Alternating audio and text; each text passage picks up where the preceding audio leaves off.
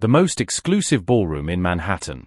Crystal chandeliers casting golden light over 500 of New York's elite.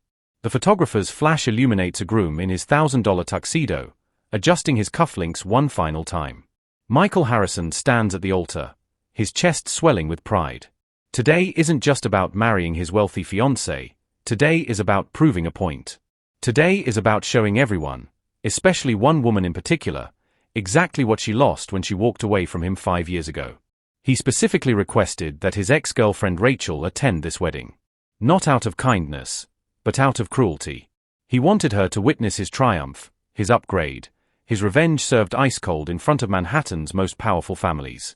But as those massive oak doors swing open at precisely 3:47 p.m., something happens that Michael never saw coming.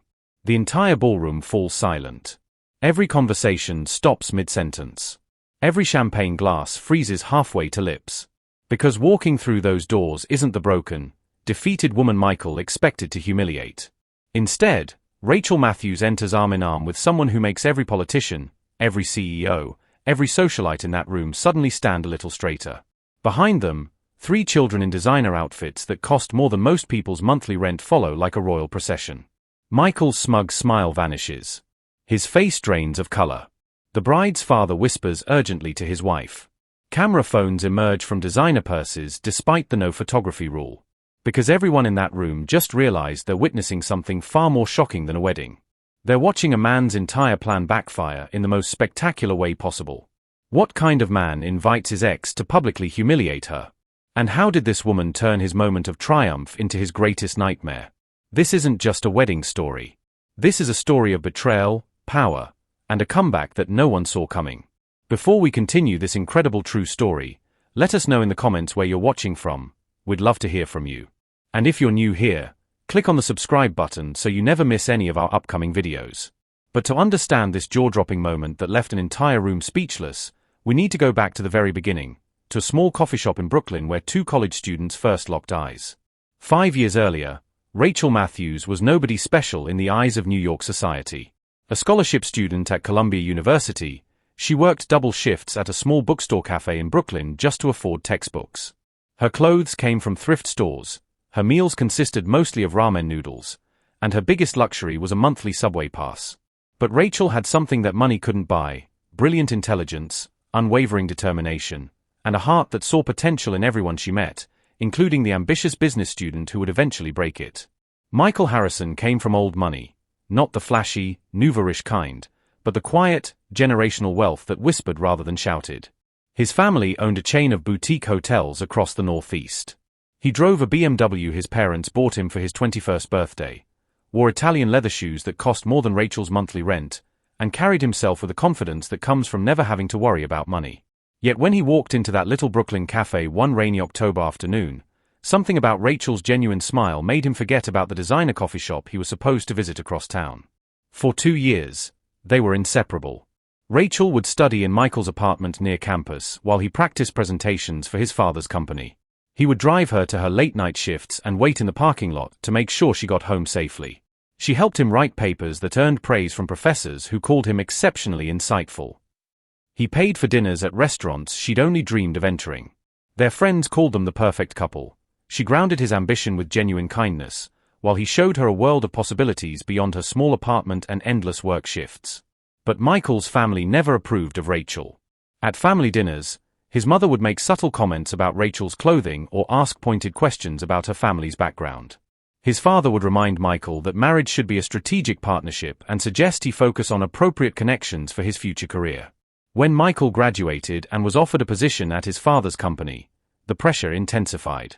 The Harrison family had built their reputation on social connections, political influence, and marriages that strengthened business relationships.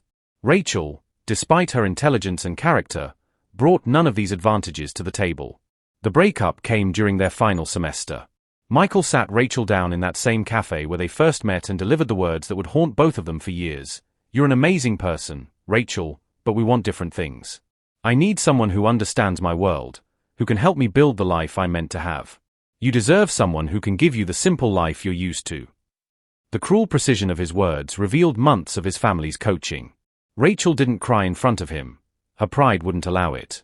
She simply nodded, removed his class ring from her finger, and walked away. Michael convinced himself he felt relieved, but the hollow ache in his chest suggested otherwise.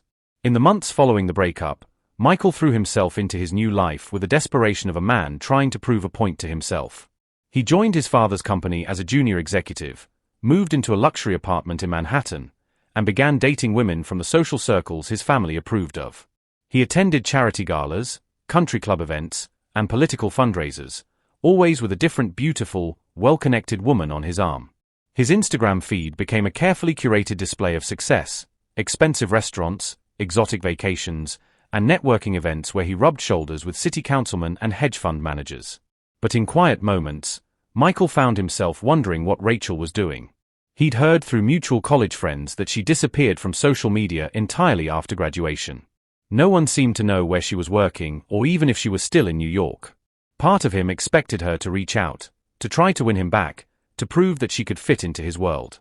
When months passed without a word, his wonder turned to irritation, then to something darker, a desire to prove that his choice had been right, that she was better off forgotten.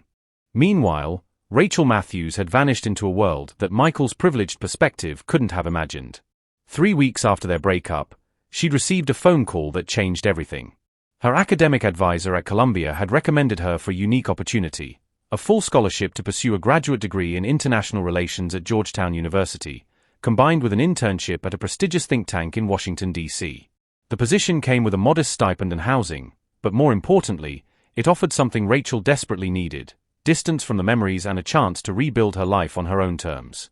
Rachel's disappearance from Michael's social sphere wasn't defeat, it was strategic. She'd learned from their relationship that success in America's elite circles required more than intelligence and hard work. It required connections, influence, and an understanding of how power really worked. The internship at the think tank introduced her to a world Michael knew nothing about: international diplomacy, political strategy, and the complex relationships between government and private interests. She worked 18-hour days, attended private briefings with senators, and wrote policy recommendations that landed on the desks of cabinet members. But what Michael definitely didn't know was that Rachel's new world had introduced her to someone who would change both of their destinies forever. Among the think tank's board of advisors was Governor William Thornton of New York, a man widely regarded as a future presidential candidate. The governor often attended their policy briefings, and he consistently sought out Rachel's insights on international trade agreements. Her recommendations were sharp, well-researched, and demonstrated a deep understanding of global economics that impressed even seasoned diplomats. More significantly, Governor Thornton brought his son Victor to several of these briefings. Victor Thornton was everything Michael pretended to be: genuinely powerful, politically connected, and quietly confident in a way that came from wielding real influence rather than inherited privilege. Unlike Michael, who name-dropped his family's hotel chain at every opportunity, Victor rarely mentioned his father's position. He was too busy building his own reputation as a successful attorney specializing in international law and too focused on his own political ambitions to rely on his family name alone. 2 years after the breakup, Michael's life appeared to be following the script his family had written for him. He'd been promoted to senior executive at Harrison Hotels, had purchased a penthouse apartment with views of Central Park, and most importantly, he'd gotten engaged to Victoria Pemberton, daughter of a real estate mogul whose family had been featured on the cover of Forbes magazine. Victoria was everything his parents had wanted for him: beautiful, wealthy, well-educated, and connected to the right social circles. Their engagement announcement in the New York Times society pages was accompanied by a photo of them at a charity gala, looking like the perfect power couple. But Michael's success felt hollow, tainted by an obsession he couldn't shake.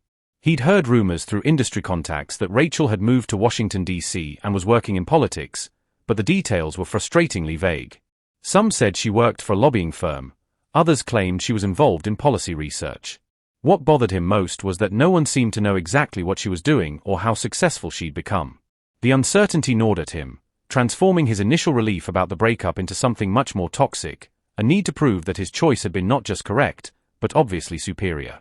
The wedding planning became Michael's opportunity to orchestrate what he privately called the final proof. He insisted to Victoria that they invite several of his college friends, including people who might know how to contact Rachel. When Victoria questioned why they needed to invite his ex-girlfriend to their wedding, Michael painted it as magnanimous closure, a gesture that proved how completely he'd moved on and how confident he was in his new life. "I want her to see what she missed," he told Victoria, his voice carrying a cruelty that should have served as a warning. Behind the scenes, Michael worked methodically to ensure Rachel would attend. He reached out to mutual friends, subtly asking about her contact information while claiming he wanted to bury the hatchet and show there were no hard feelings. He discovered she was still using her old email address and sent what appeared to be a gracious invitation, writing that their wedding wouldn't feel complete without celebrating with all the people who'd been important during their college years. The invitation was accompanied by details about the exclusive venue, the guest list of influential attendees, and subtle references to the wedding's extravagant cost. What Michael couldn't have known was that his invitation had reached Rachel at the most ironic possible moment. She was sitting in Victor Thornton's private office in the governor's mansion, reviewing the final details of their own wedding announcement. For the past 18 months, Rachel and Victor had been quietly dating, their relationship carefully kept private due to the political implications.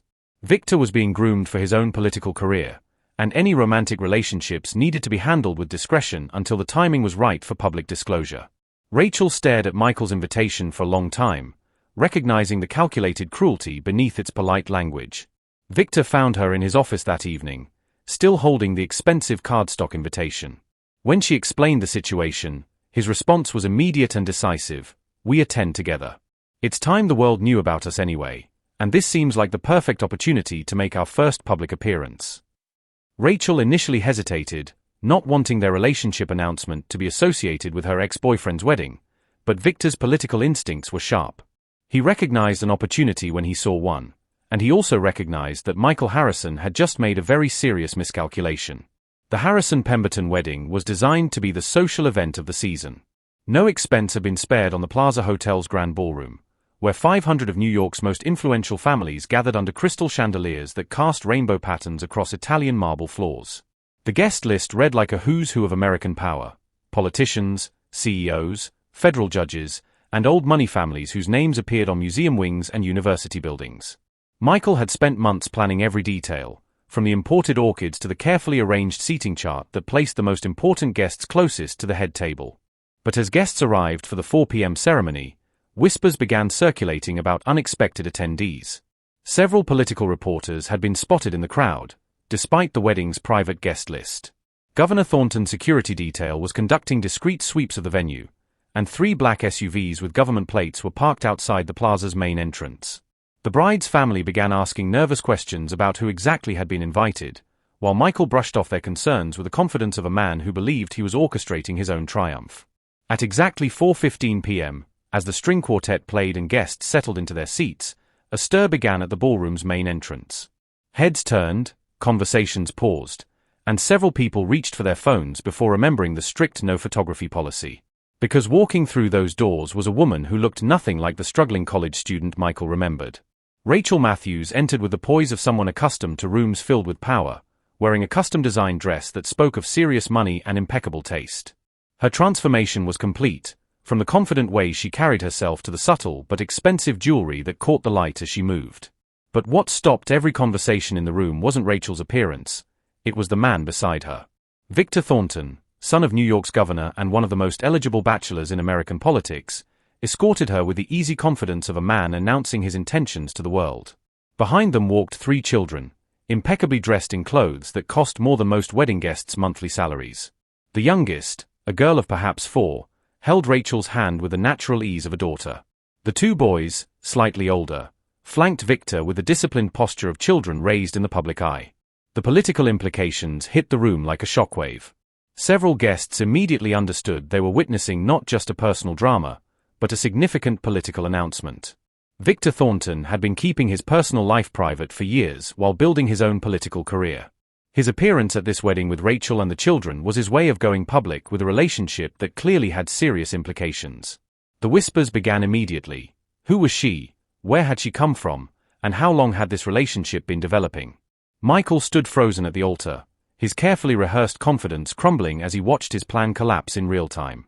This wasn't the broken, defeated woman he'd expected to humiliate. This was someone who had clearly thrived without him. Someone who'd found not just success but power that dwarfed anything his family's hotel business could offer.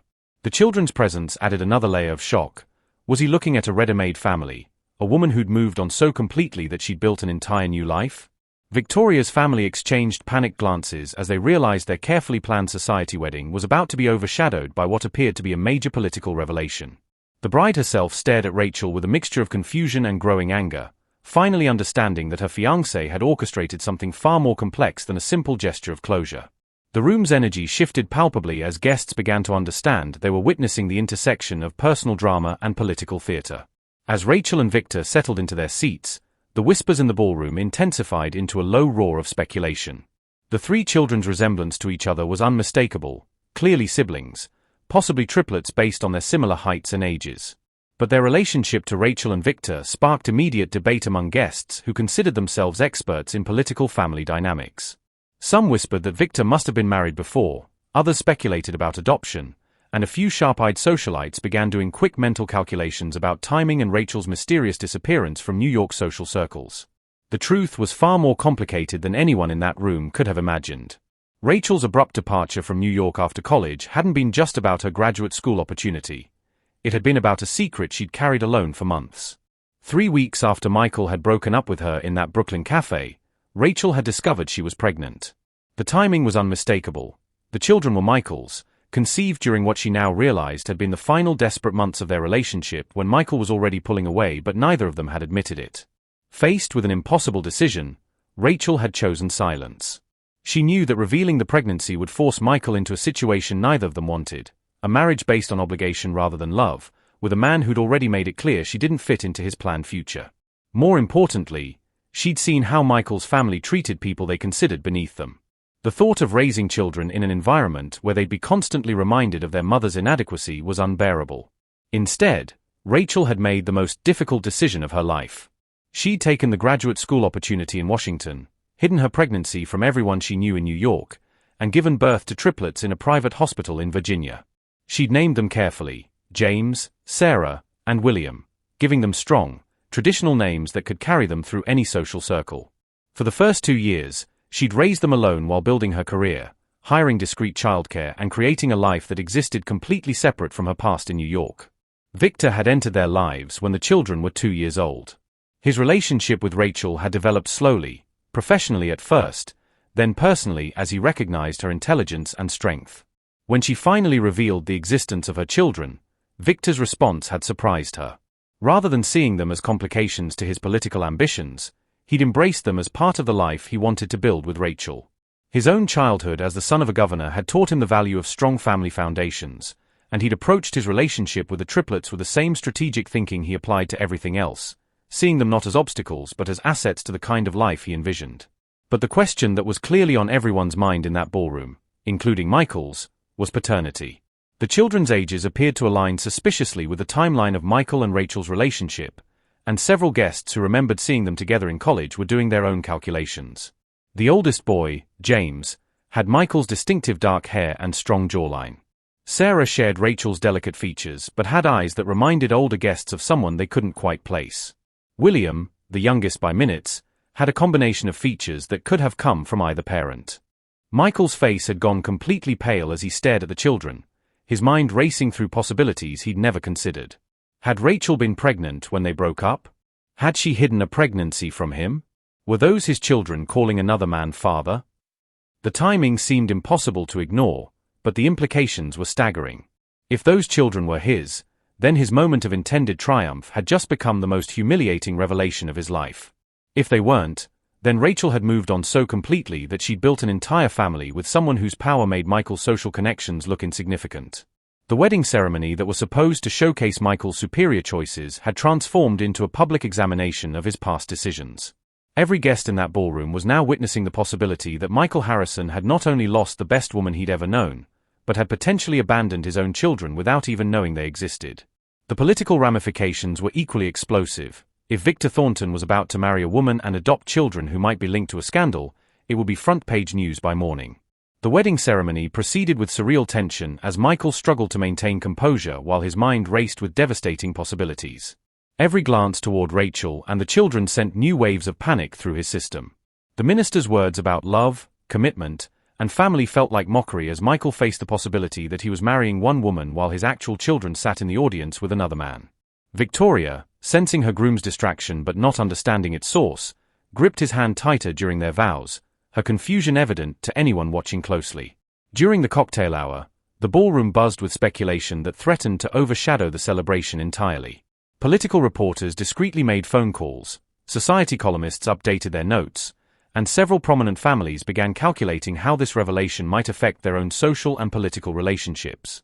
Governor Thornton himself appeared at the reception, having arrived directly from Albany with additional security that made the event feel more like a political summit than a wedding celebration. Michael's attempts to enjoy his reception were torture. Every toast felt hollow, every congratulation rang false, as he watched Rachel move through the crowd with the confidence of someone who belonged in rooms filled with power. She spoke easily with federal judges, exchanged business cards with congressmen, and discussed policy issues with a kind of expertise that made it clear she wasn't just Victor's girlfriend. She was an accomplished professional in her own right.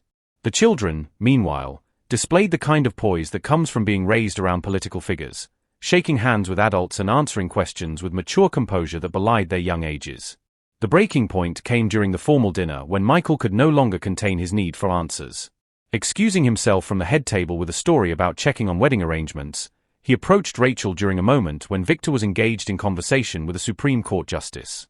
Their first face-to-face conversation in 5 years took place in an alcove near the ballroom's main entrance, away from the immediate scrutiny of the wedding guests but within sight of Victor's security detail. "Rachel," Michael began, his voice tight with barely controlled emotion. "We need to talk." Rachel turned to face him with the calm composure of someone who'd prepared for this moment. "Hello, Michael. Congratulations on your wedding. Victoria seems lovely." Her voice carried none of the hurt or bitterness he'd expected. Instead, she sounded like a diplomat offering polite conversation to a minor acquaintance. "Those children," Michael said, abandoning any pretense of small talk. "How old are they?" Rachel's expression didn't change, but something flickered in her eyes, not fear, but calculation. "They're 4, Michael. Beautiful children. Victor adores them." Her answer was precise but revealed nothing about paternity while confirming Michael's worst fears about timing.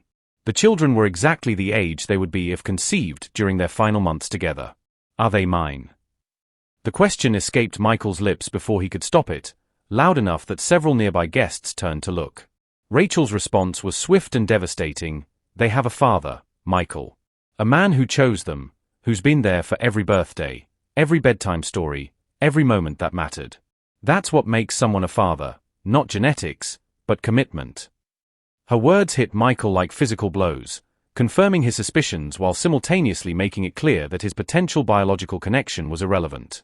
The confrontation was interrupted by Victor's approach, his political instincts having detected the tension.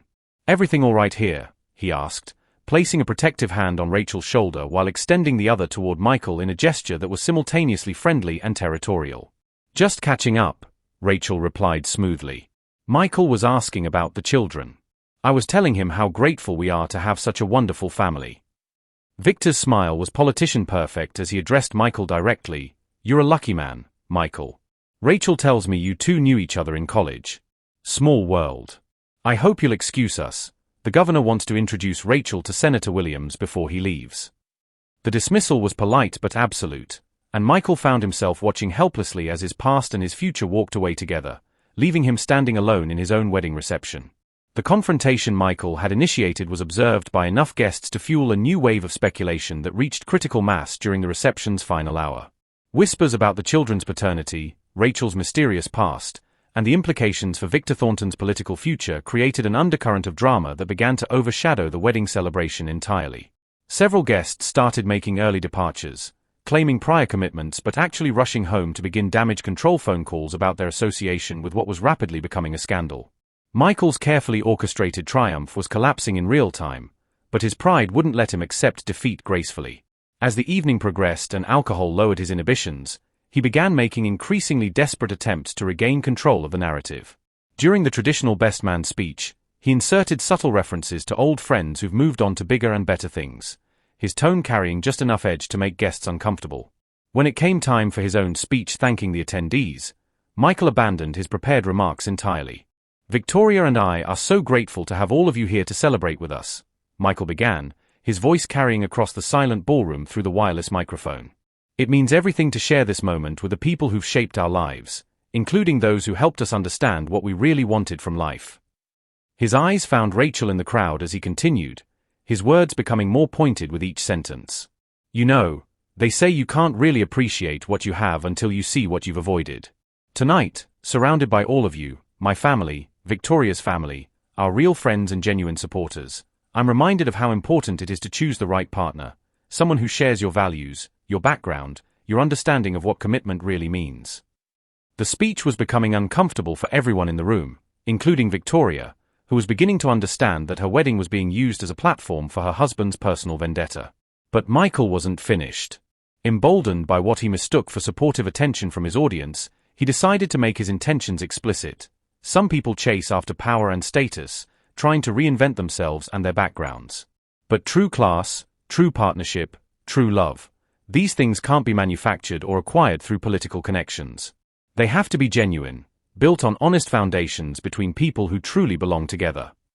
The ballroom had fallen completely silent, with guests exchanging horrified glances as they realized they were witnessing a groom publicly attacking his ex-girlfriend at his own wedding reception. Victor Thornton's face had hardened into the expression he wore during hostile political negotiations, while Rachel remained perfectly composed, her diplomatic training serving her well in this unexpected crisis. Michael's speech reached its crescendo as he raised his champagne glass. So here's to making the right choices, to building authentic relationships, and to never settling for anything less than what we deserve. To Victoria and me, and to everyone who understands the difference between real success and cheap imitation. His eyes were fixed on Rachel as he delivered what he clearly intended as the killing blow. The silence that followed was deafening. No one raised their glasses to join his toast. Victoria's face was flushed with humiliation and anger. The governor himself was visibly calculating political damage. But Rachel Matthews, now soon to be Rachel Thornton, simply stood up from her table, gathered her children with calm dignity, and began walking toward the exit. She didn't run, didn't cry, didn't give Michael the satisfaction of seeing her broken. Instead, she demonstrated the kind of grace under pressure that political wives are taught from childhood. But Victor Thornton wasn't finished. As one of the most skilled political speakers in the country, he recognized a moment that required immediate and decisive response. Taking the microphone from Michael's shocked hands, he addressed the room with the authority of someone who'd been managing political crises since childhood. Ladies and gentlemen, I apologize for the confusion this evening has caused. Michael, I understand that seeing Rachel again after all these years must be difficult, but I think it's important that everyone here understands exactly what kind of woman she is. Victor's voice carried the same command that had made him a rising star in political circles. 5 years ago, Rachel Matthews made one of the most selfless decisions any woman could make. Rather than trap a man in a relationship he clearly didn't want, she chose to raise our children alone while building an extraordinary career in public service. She turned down my marriage proposals for 2 years because she wanted to be certain our relationship was built on genuine love rather than political convenience. The woman you've attempted to humiliate tonight has more integrity, intelligence, and class than this entire room combined. And yes, Michael, they are our children. Biologically yours, perhaps, but in every way that matters, they belong to a man who chose them. The final revelation hit the room like a bomb. Michael's face went ashen as the full implications of Victor's words sank in. Not only had he publicly humiliated himself at his own wedding, but he'd done so while attacking the mother of his own children. Children who would now grow up knowing their biological father had tried to shame their mother at a public event. The political ramifications were equally devastating, as Victor had just announced his engagement to a woman with children fathered by the groom whose wedding they were attending. The aftermath of Michael's wedding became legendary in New York social circles, but not for the reasons he'd intended. Within hours, news of the confrontation had spread through political and social networks, creating a scandal that dominated headlines for weeks. Michael Harrison's attempt to publicly humiliate his ex-girlfriend had backfired so spectacularly that it became a cautionary tale about the dangers of pride and revenge. The immediate consequences were devastating for Michael's career and reputation. Several major clients cancelled contracts with Harrison Hotels, citing concerns about the family's poor judgment and lack of professionalism. Victoria's family began annulment proceedings before the couple had even left for their honeymoon, with her father issuing a public statement distancing their business interests from a Harrison family.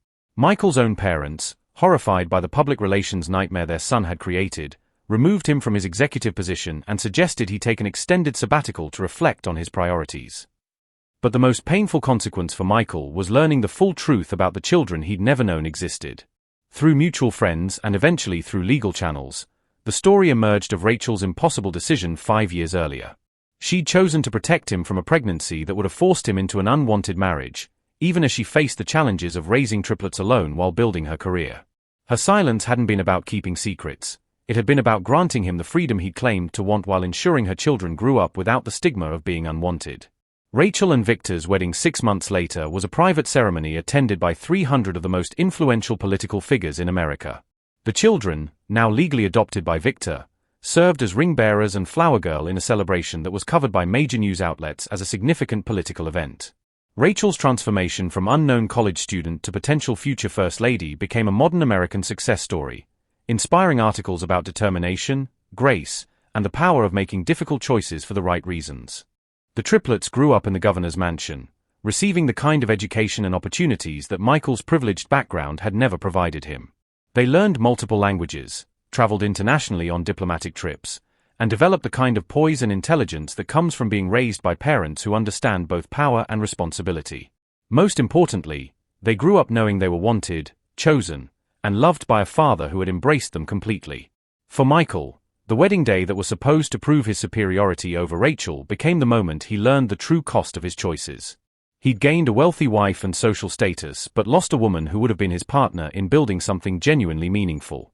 He'd avoided the burden of unexpected children only to discover that other men considered those same children to be treasures worth claiming and protecting. Years later, when political analysts discussed Victor Thornton's eventual presidential campaign, they often cited his marriage to Rachel as a defining moment that demonstrated his character and judgment. She became known as a brilliant political strategist whose policy recommendations influenced major international agreements. Their children grew up to attend Ivy League universities and pursue careers in public service, carrying forward the legacy of parents who had chosen love, commitment, and service over personal ambition. Michael's story became a different kind of cautionary tale, about a man who confused social status with personal worth, who mistake wealth for character, and who learned too late that the most valuable things in life can't be bought or inherited. His attempt to prove Rachel's inadequacy had instead revealed his own, creating a public record of the moment he chose pride over wisdom, revenge over reflection. The wedding that Michael Harrison had intended as his triumph became Rachel Matthews' vindication.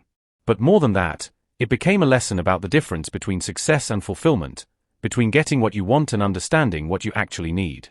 Michael had gotten everything he thought he wanted: wealth, status, social acceptance. Rachel had built something far more valuable: a life of purpose, love, and genuine achievement. Think about this story for a moment. How do you think you would have handled Michael's situation if you'd been in his shoes? What about Rachel's impossible choice? Could you have walked away from someone you loved to protect them from unwanted obligations?